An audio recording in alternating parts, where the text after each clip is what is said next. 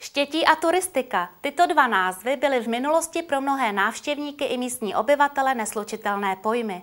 O tom, že cestovní ruch a povědomí o krásách našeho regionu stoupá, ukazují statisticky doložitelná čísla.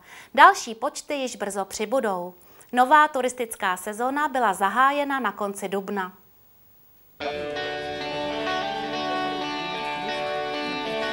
Vás sem svolat, jestli můžu poprosit, pojďte k nám, pojďte sem k nám. Kulturní a informační zařízení města Štětí tradičně poslední dubnovou neděli otevírají turistickou sezonu v regionu Štěcko. Nejinak tomu bylo i v roce letošním.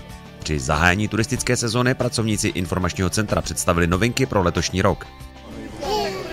Na trase naučného putování v místě pod Špičákem přibyl nový interaktivní prvek loupežnické Pexeso.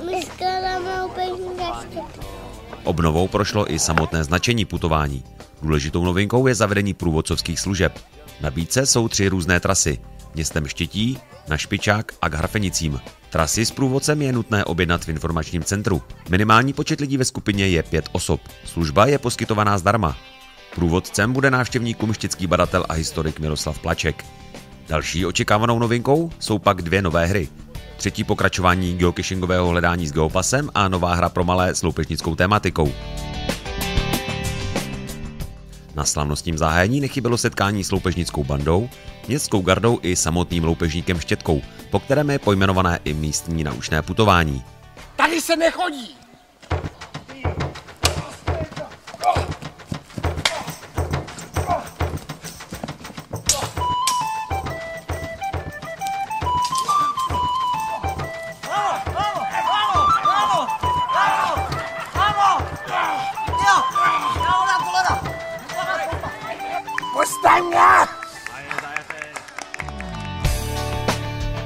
Také již tradičně se k organizaci akce zapojily místní skupiny tuláků, skautů a pionýrů. Ty pro děti připravili zábavný program na zpáteční cestě i závěrečné občerstvení na hřišti ve Stračí. Jsme na začátku nové turistické sezony, kterou bude provázet hra s názvem Johančiny korálky. U mikrofonu máme autora hry Martina Kracha. Můžeš nám tu hru představit? Tak samozřejmě. Letos jsme se snažili oproti loňským ročníkům tu hru dělat malinko jinak. Tak, jak z názvu napovídá, Johančiny korálky, takže hlavní postavičkou té hry je loupežnice Johanka. Tak, základem hry je příběh o zlém knížepánovi, který chce Johanku pro sebe, tak jí v lese přepadne, ona mu uteče a postrácí korálky.